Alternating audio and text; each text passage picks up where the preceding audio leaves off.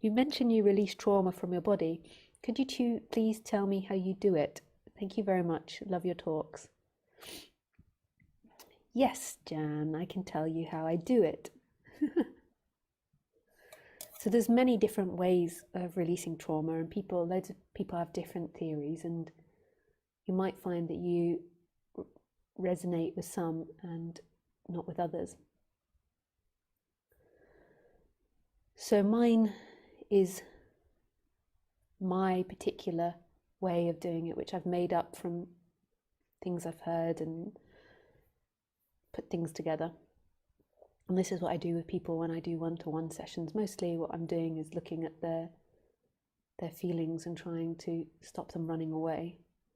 So the key to it is knowing that that's not who you are, that you aren't your trauma, and that your trauma doesn't separate you.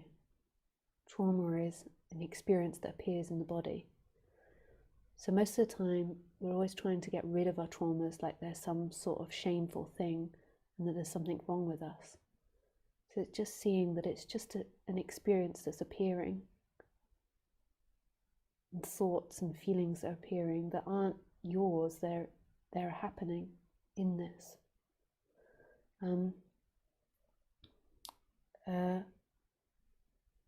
So then we go into the body and we begin to explore it. So first of all, there needs to be a good connection to the body. So if you're not connected to your body and you don't feel your body, there are some things that I would recommend to you. I would recommend something like Vipassana meditation, which is bodily meditation. Also doing different types of physical therapy. So when I say physical, I mean like massage or holotropic breathing. So shiatsu, Ayurvedic. But you have to have a sense of feeling in your body, not just physical sensation, but emotions. So you know, for example, in our language, in English language, it states that you feel things in your body. So if you're scared in the English language, they might say you shat your pants. So if you're scared, you shit yourself.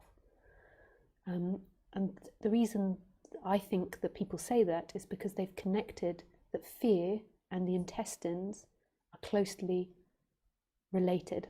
And that when you feel fear, you feel it in the pit of your stomach and it affects your intestines. And this is how I would see the chakra system as well. So fear would be related to the solar plexus and to the sacral chakra.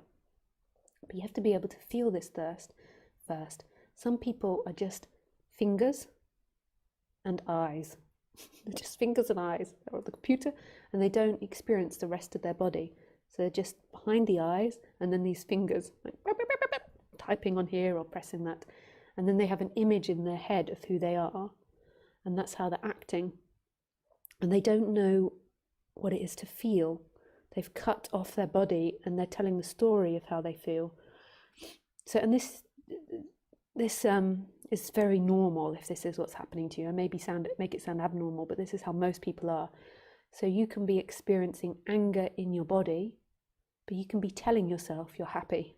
So you can be furious and then you can be telling yourself you're happy. So for me, releasing trauma is firstly being able to feel it in your body and not bullshitting yourself. So not be pretending that you're happy, pretending that you're enlightened, or pretending that you're joyful, or pretending that you're in the right. It's being honest with what you actually feel. So when you're at work and someone does something stupid, or something you perceive as stupid, and rage or anger comes up, that you can acknowledge that. And then you're not living in this story of like, what, like maybe you're commenting on what they did, but you can't feel it. So, and often our mind doesn't want us to feel. So we don't want to know the truth. So we don't want to know we're angry, because if we know we're angry, then it questions whether the other person is wrong. And it's also very vulnerable. And maybe you don't want others to know that you're angry, so you're pretending to yourself that you're not angry. So it's connecting what you're experiencing to the feelings.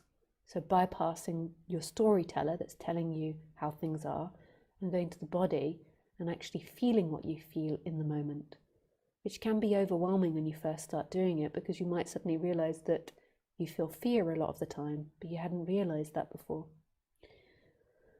And there's lots of techniques out there that encourage you to connect with the body.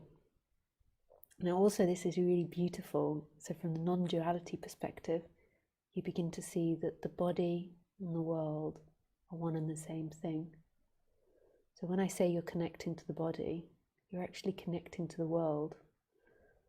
That sounds really weird, but feelings aren't inside the body, thoughts aren't inside the body, they're inside life.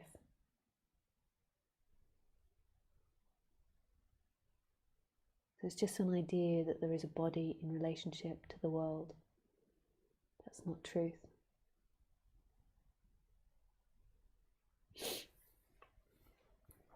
But that's beside the point. So it's coming conscious of the body, and it's coming conscious where you feel particular things. So if you feel heartache, if you feel like lonely or heartache, you feel it in the body. So say if you've been traumatized by being bullied at school or something, maybe there's like lots of fear in your heart area, and you get to that fear and you begin to explore it, and maybe when you really explore it, you have a fear of being abandoned, a fear of being alone. And then there's a period of sitting with that, like getting to know it. There's nothing wrong with that.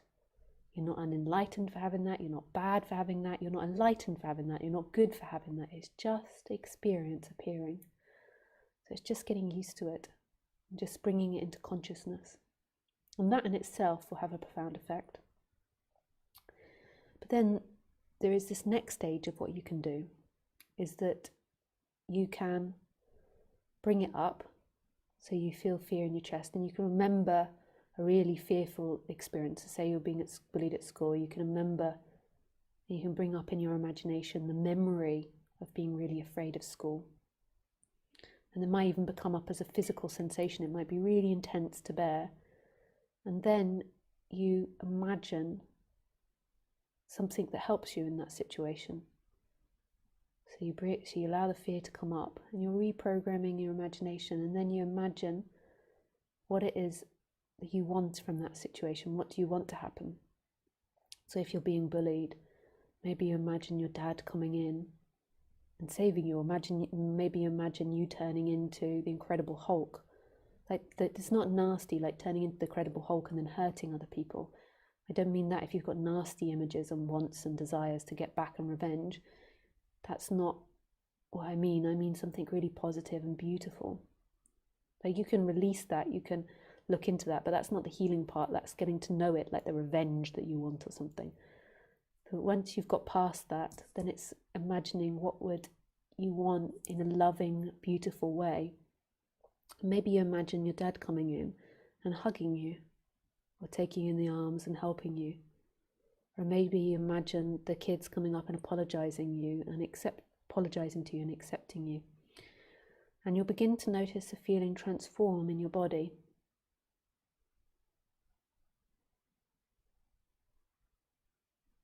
It's really beautiful to do that. You might also notice crying comes out or energy comes out.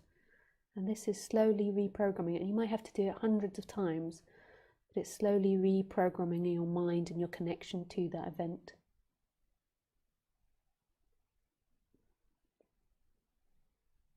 And that you also do it without the idea that one day you're going to arrive at a certain place and that you're going to be free from all these traumas and that they're all going to disappear. So it's also losing idea that when you're doing it, that you have this big, huge goal.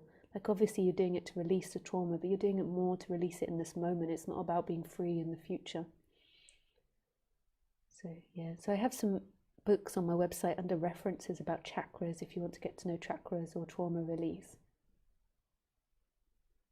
Yes. But just know that releasing trauma isn't freedom, it's just reprogramming the body.